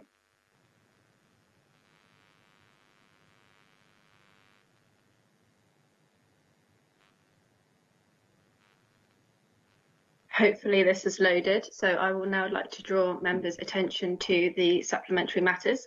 Since the publication of the committee report, a neighbour has notified the local planning authority of some statements and dimensions in the report they consider to be inaccurate. In the round, the local planning authority consider the committee report is fair in its content and need only comment on the following 3 specific points. The neighbour considers the following statement in paragraph 5.5 of the report to be inaccurate. A 2-storey rear extension at number 14 Blake Road with the reference number of 19/00129/HOU. The dimensions of this extension are not dissimilar to those of the proposed extension. The approved 2-storey extension at 12 Blake Road projected 4 metres from the rear elevation and was 3.5 metres in width. The current application's 2-storey extension would project 4 metres from the rear elevation and would be 4.4 metres in width. The neighbour also notes that his objection reference to planning application 16/00824/HOU at 6 Blake Road has not been raised in the committee report. The local planning authority will take this opportunity to rectify this omission.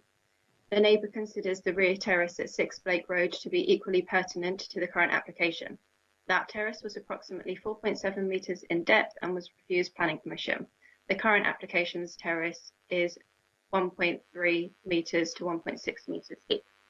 Lastly, the neighbour measures the proposed terrace to be 1.6 metres. While the committee report says 1.3 metres deep, the terrace does measure 1.6 metres deep from the wall to the edge of the first step. However, the agent has explained that for safety reasons, there would be a balustrade necessary, and this would be set in approximately 0.3 metres from the first step.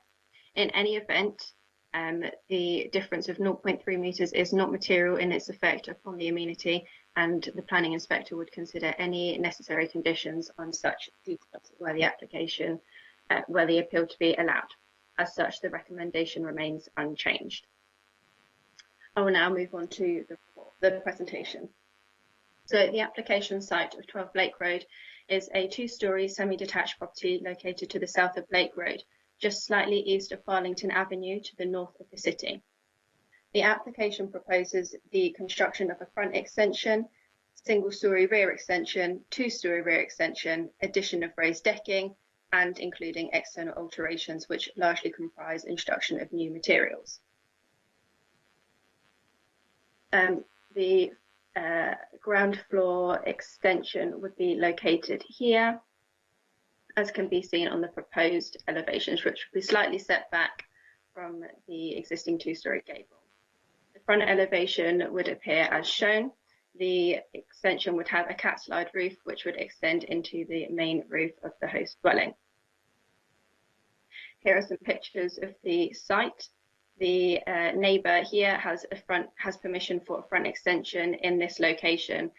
The proposal would be within this location and have a cat slide roof coming down.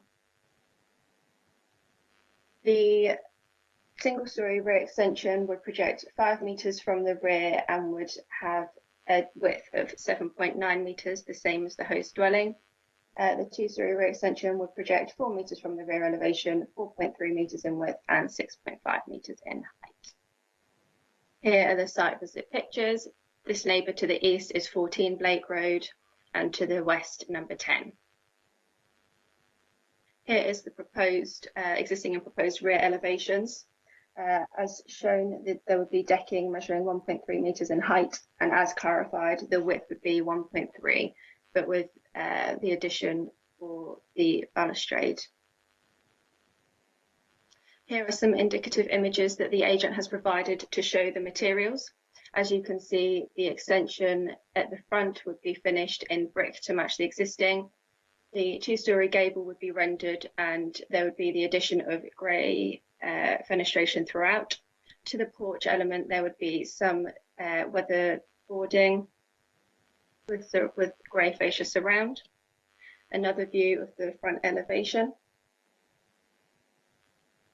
To the rear, there would be the addition of the cladding either side of the extension at ground floor and first floor. Large grey fenestration with the grey fascia surround. And a further view of the rear elevation. Some further site visit pictures. To the east is 14 Blake Road, to the west is 10, to the rear is a field which has public vantage points of the application site.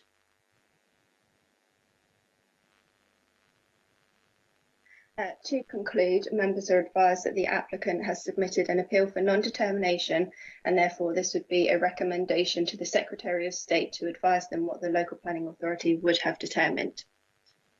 I now have a couple of deputations to read out. One of the deputations has included some pictures which were circulated to members earlier.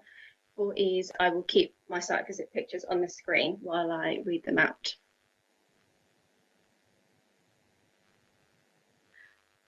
I will start with the deputation made from 12 Blake Road, which is the neighbour to the west. Dear ladies and gentlemen of the committee, firstly, I wish to make clear that had this application been of the same overall size and general appearance as that made by number 14 Blake Road, reference number 19/00129/House/HOU, we would have had no cause to object and take the view that our comments have been made and remain an attempt to be fair and constructive. For clarity, we wish to correct some inaccurate statements in the application summary presented to you. 1.4 and 1.5. The open field to the north of Solent Infant School is in fact known as Farlington Recreation Ground, which we understand is leased by Portsmouth City Council from the water company. 1.8. It is clear that consultation between the Planning Department and number 12 representatives have been undertaken, but a similar courtesy has not been extended to ourselves. Indeed, the detailed material specifications listed on listed in the condition items 4 have not been previously made known on the website. 1.11, the raised terrace would actually measure 1.3 to 1.6 metres above ground level due to the fall of the land and would have a depth of 1.5, 1.6 metres. 5.9, incorrect. See the comment above.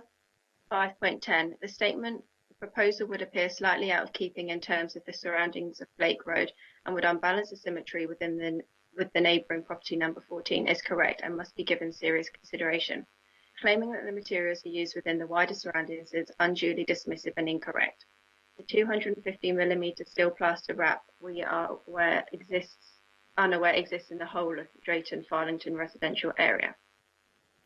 5.14, incorrect measurements set in from the boundary by only 1 metre and extension beyond number 10 rear elevation would be 1.85. 5.15, dimensions not dissimilar is subjective. The facts are number 12 it had a 3.5 metre depth extension, whereas number 12 is number 14 is 2.5. Symmetry of the adjoining semi-detached properties could easily be achieved by the reduction of number 12's landing storage covered by 1 metre with no effect on the bedroom and ensuite size. 5.17, some vegetation, small trees, shrubbery will not provide an immediate and permanent screen of sufficient density to the west, screening to the height of 1.8 as condition previously applied to numbers 8 and 10 Blake Road. Planning approval should apply also here. General comment.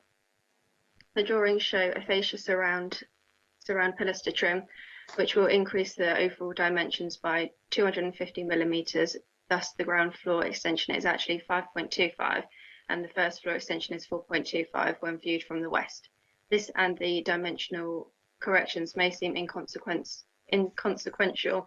However, when one considers the overbearing nature of the proposed west wall, they are of considerable concern and increase both overbearing and dominant impact to number 10 and further restrict the natural light to the windows referred to in the summary. The attached drawings B Rev C, E Rev D, H Rev B and I Rev B clearly illustrate the dominance of the proposed structure. Note all measurements are accurate from site and are not estimates from Google Earth or computer images. Conditional permission, page 87. I request the following additions to the recommended conditions.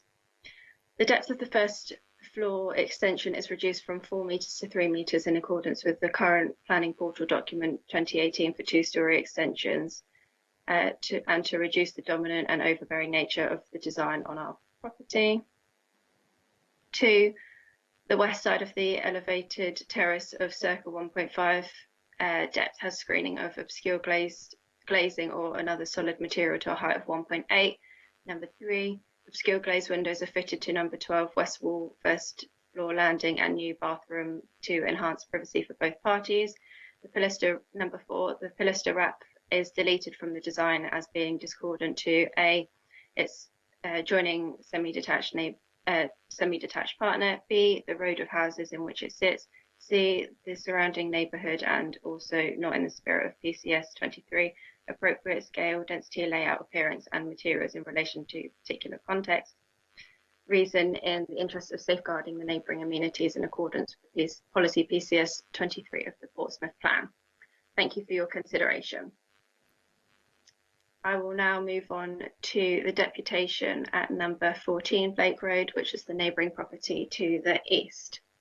In our view, the original plans were speculative, being grossly oversized and showing absolutely no consideration for the impact on the neighbouring properties or the surrounding area.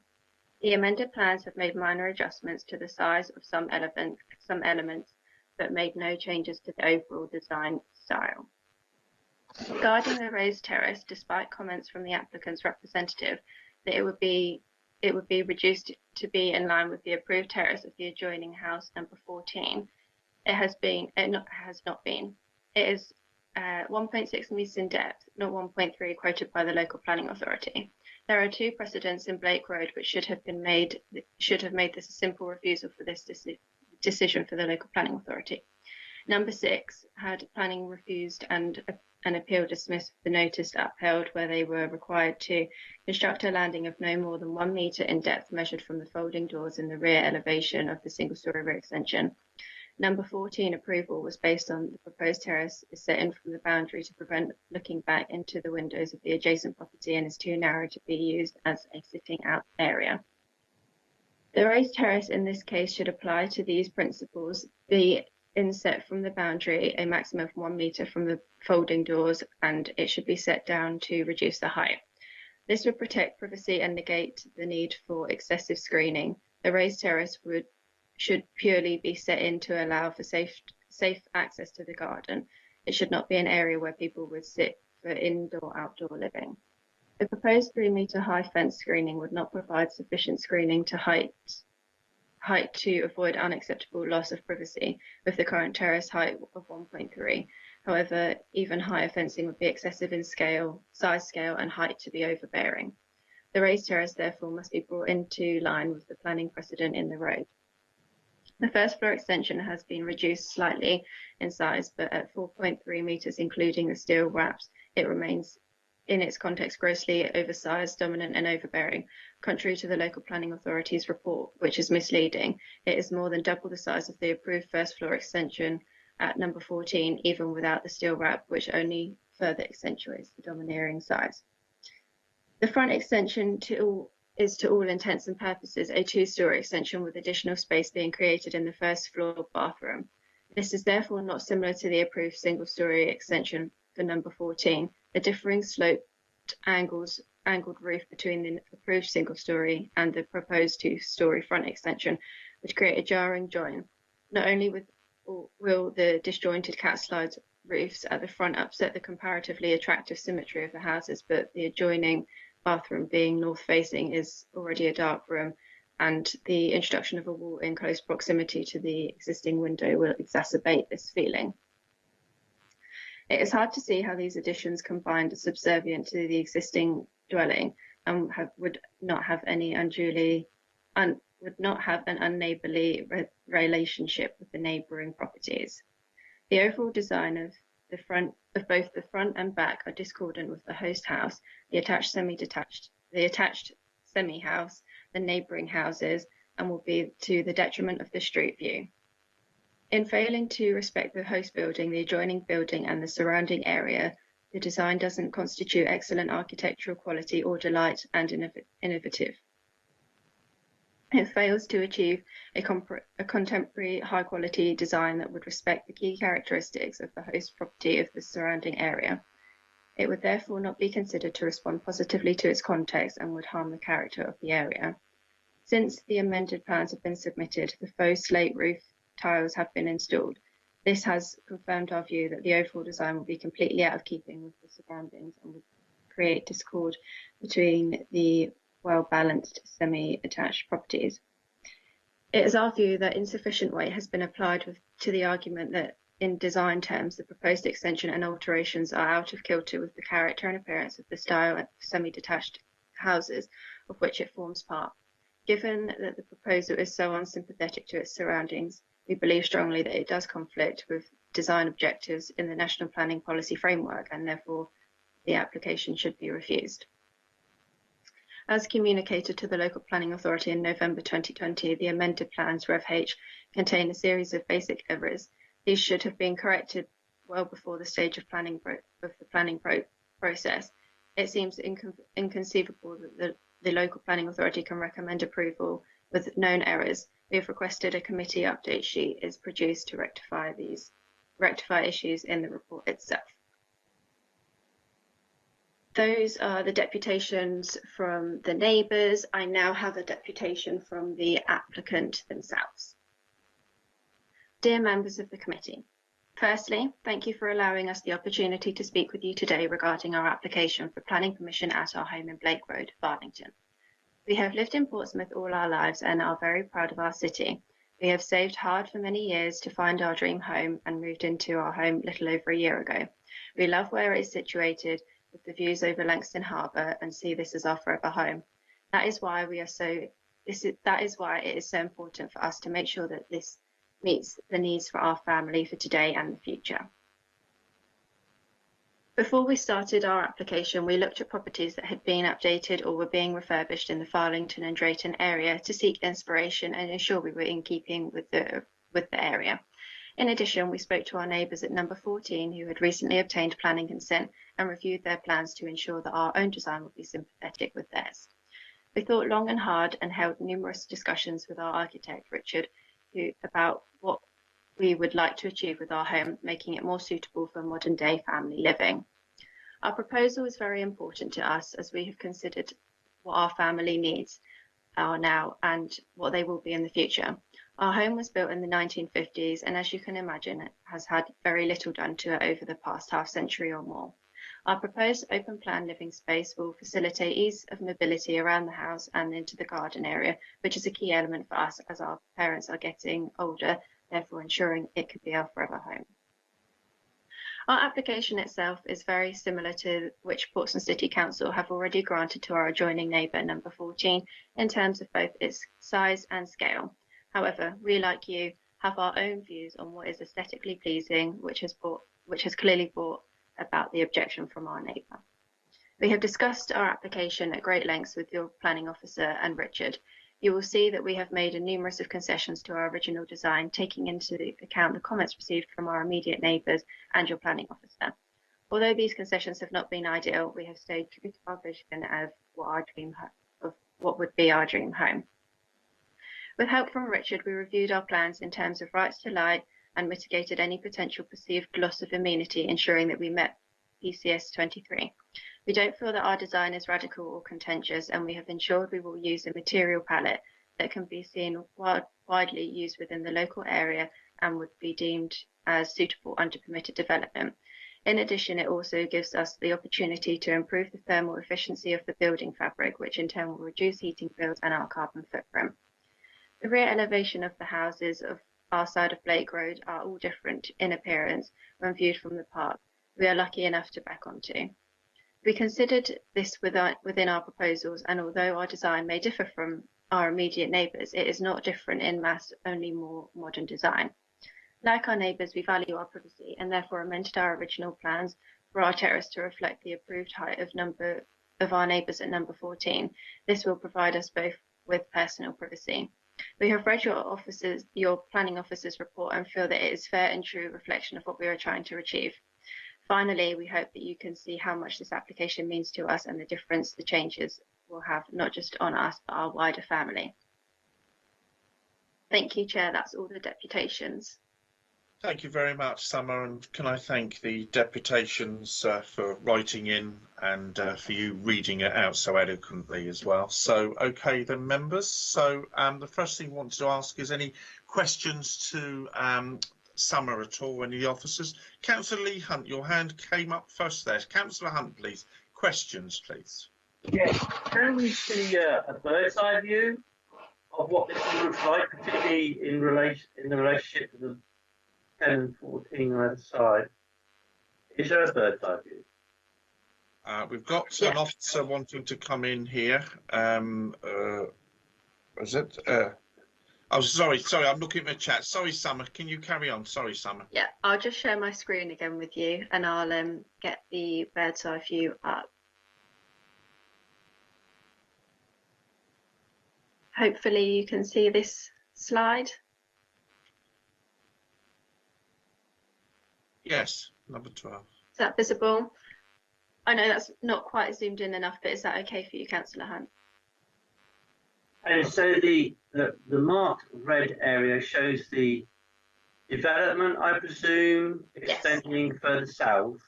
Yep, correct. And that comes out, what were they saying, about 1.2 metres more than everybody else? No, so the extension projects 5 metres from the rear elevation, and then the raised decking here will be 1.6. But the agent has confirmed that it would be 1.3 due to the 0.3 metres for the balustrade for safety reasons. Yeah, so how far out beyond, there's clearly a symmetrical line on the bird's eye view. How much further does this extension come out? Summer? It will come out 5 metres from the rear elevation. Councillor Hunt. So extending 5 metres further south than number 10 and number 10 and number 14. Yeah. 5 metres. So it will be 5 metres from the rear elevation. Within the committee report, it was noted that the neighbouring property to the east, number 14, has planning permission for a similar sized single-storey rear extension, which they can implement at any point. Councillor number 10. I will get my site visit pictures up because that might be easier. I don't have the exact measurements in front of me, but as you can tell, there is a single-storey rear extension to the rear of number 10 and raised decking, which has this. Any idea how much further that comes out? At all? Not off the top of my head, no. And the 5 metres extension, does that include the current extension that you see there now, all the windows? No, the existing conservatory extension would be removed and it would be 5 metres directly off the rear elevation, which is flush with the neighbour, number 14. And then if number 10 were to be given, if the one on the left that I'm looking at would be given its planning permission, would they be more or less the same or not? Sorry, I don't understand the question. Because we heard you said just now that the people at the other side of number 10, so that's the people with the umbrella up. Yeah, this side. Yeah. Did you say they had planning permission to extend further than that? Because that looks like an extension there. But yes, this was an extension, and some raised decking was permitted. I don't have the details of that that permission in front of me, but I can try and find it in the system. And is that the authorised extension that the applicant was talking about in their deputation that you read out just now? Is that what they're talking about? No, number 14 to the east here has permission for a single-storey rear extension. This is not the. This is just the existing arrangement, not the not what was approved. How far off the rear elevation does that come? That approved extension. Let me read in my committee report. I'll find the measurements.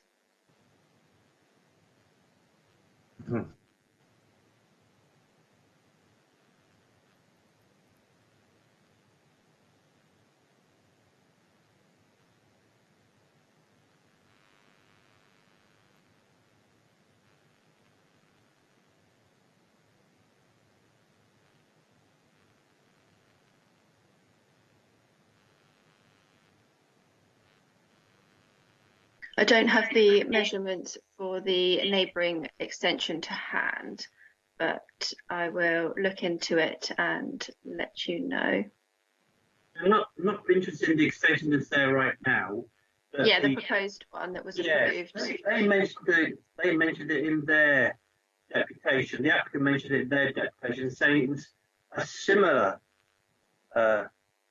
extension. Yeah, they are. But if you want the exact measurements, I will just look into it. Yeah, I think it's important. I hope members won't mind will indulge me in this. Anyone else got anything else to ask for anyone? We've got Councillor Matthew Atkins that want to ask a question, but I don't want to give too much to Summer if she's looking something for you, unless another officer can answer it. I'm happy to answer any questions while my systems are just loading. It's just being a bit slow, that's all. So we'll come back to Councillor Hunt in a minute. Councillor Matthew Atkins, please. You had a question to Summer, please. Yeah, thanks. Hi, Summer. The application at 6 Blake Road that the objection kept referring to, you've basically suggested in the SMAP that was just for an extremely large terrace. Is that correct? They weren't extending off the back of their house? That's correct. It was just for the raised terrace. And that wasn't allowed because the terrace was seen as too large? Yes, correct. So there would, if they, it's a different set of considerations building a large terrace to an extension, or not particularly, because the total size of the very large terrace, I don't know if it would have extended that much more this extension plus the terrace, if you see what I mean.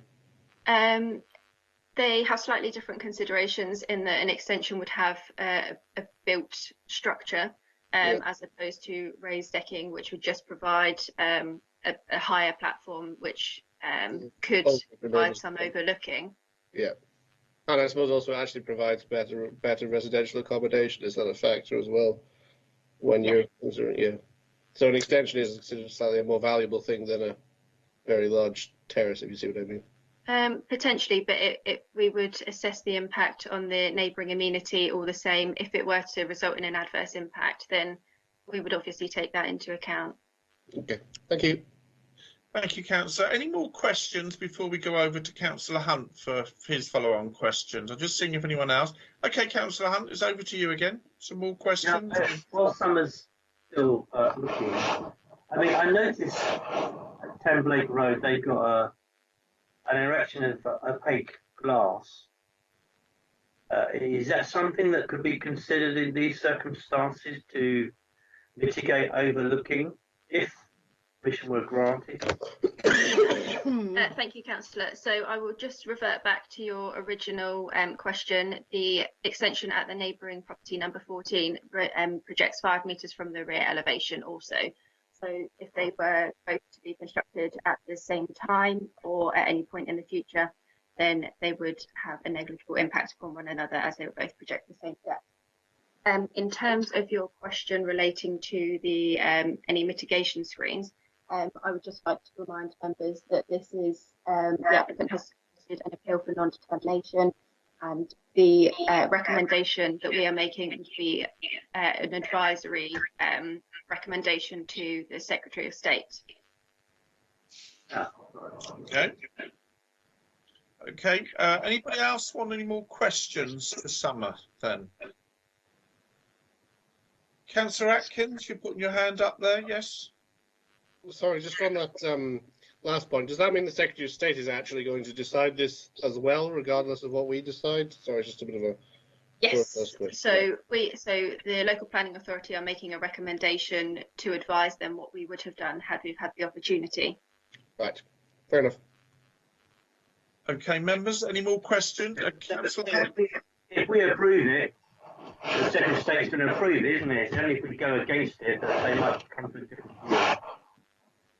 Well, you know, but we're not there yet. So any more questions then, councillors, before we move over to comments, first of all? Okay then, so we're going to move over to comments then. Councillor Hunt, again, you've got your hands up there, and yes, come in for comments, please. Okay. Well, we get a lot of these sorts of applications from this area of the city. The slope is one of the reasons for it, I think, and sometimes it's difficult. But on the grounds at number 14, they've got a 5-metre extension authorised. If I've heard everything correctly, they've got a 5-metre extension authorised. It seemed to me it'd be quite unfair not to grant the same extension to the applicants. The impact on number 10,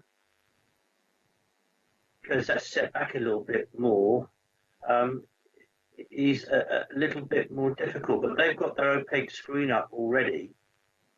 So if it was me and I was coming to determination, I would grant it. Okay, thank you. So, Councillor Atkins, please, did you want to add a comment at all? Assuming that was a proposal of the recommendation in the officer's report, be the recommendation we pass on to the Secretary of State, I'll second Councillor Hunt's proposal. I can see that number 10 has obviously built their extension at an earlier time, and I don't know if they were allowed to build as much or not. So they've got themselves set up with quite a nice outlook, and it is now going to be shorter than the neighbouring outlook, but I don't think ultimately the impact on their amenity is sufficient. I think the issues they raise with number 6 are a different issue, and I agree that a very large terrace should be thought of in a different way. I think when we're in a city that is now quite high density, we do have to look to allow people to improve housing where they can to support larger families. and to improve its general quality. And I think this extension does do that. I think it substantially improves the quality of the living area of the house. I think it is a reasonable distance out into the garden, and it perhaps is getting towards the limits of what we want to see into people's gardens, but at the same time, I think it is acceptable. The neighbour has been allowed that distance. And I do have sympathies with Blake Road that obviously they've not gone as far into their garden, and now the neighbours are going to go slightly further. But I think ultimately, as Councillor says, with the screening between the two, all the neighbours in that area are clearly taking advantage of the slope and the view to build quite high terraces. And so I think there's nothing that exceptional about this particular example. And so I agree that it should be given permission. I mean, it has a first floor element, but actually the first floor element doesn't appear to be the main thrust of most of the criticisms, and I think that is a reasonable first floor element to include to increase the size of the first floor as well. So I do think that overall it's a reasonable use of their land. It does interfere somewhat with the neighbouring I mean, it's even not sufficiently to justify refusal. So I would recommend permission as well. I second Councillor Hunt. Thank you very much. And I take it Councillor Hunt is happy to propose that. I take it, yeah, he's nodding his head. Any more comments, members, before we go to the vote at all? Okay, so we've got a motion on the table and proposed by Councillor Lee Hunt and seconded by Councillor Chris Atkins that we grant permission in accordance with the officer's recommendation. That was quite quick. Did the officers want to add anything before we go to the vote at all? No. Okay. Just to confirm. Yes. Just to confirm what the recommendation is. Sorry. Yes, please. Because it's not to. I shall just find it. So that the Planning Committee delegates authority to the Assistant Director of Planning and Economic Growth to advise the Secretary of State that the local planning authority would have determined that the application should be approved subject to the imposition of conditions, and to supply to the Secretary of State a copy of the relevant report and meeting minutes accordingly. Thank you, Chair. Thank you, Juliet, for clarifying that. So that's what we're voting on, members. Okay, very clearly there. So I call upon Councillor Judith Smythe, please, to indicate if you're for or against the motion, or do you wish to abstain? Sorry, we couldn't hear you, Councillor Smythe. I'm for, Chair. Thank you very much. I've got a hearer, just in case. Councillor Matthew Atkins, please indicate if you're for or against the motion, or do you wish to abstain? I'm for the motion, Chair. Thank you. Councillor Mason, please indicate if you're for or against the motion, or do you wish to abstain? I'm for the motion.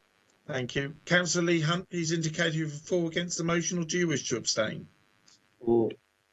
Councillor Donna Jones, please indicate if you're for or against the motion, or do you wish to abstain? For. Councillor Terry Norton, please indicate if you're for or against the motion, or do you wish to abstain? Abstain. Thank you. Councillor Lynn Stagg, please indicate if you're for or against the motion, or do you wish to abstain? I'm for the motion. Thank you. Councillor Luke Stubbs, please indicate if you're for or against the motion, or do you wish to abstain? For. Councillor Claire Rudy, please indicate if you're for or against the motion, or do you wish to abstain? For. Okay, my vote is for, please, the motion. And I'll ask legal, Jane, just to give us a quick tally up, please.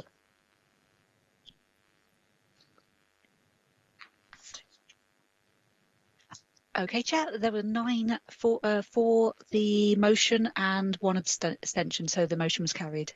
Yep, so the motion is carried then, and thank you very much, everybody. Well, members, I think that comes to the end of it. Can I thank all members this afternoon for participating, and obviously all the officers for their time and their commitment as well. And I wish to thank all the public as well, and wish them a very, very good night.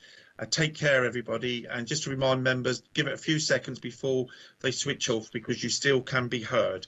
Okay, so with that thought, good night, everybody. God bless. I'll just turn off the live stream. Thank you.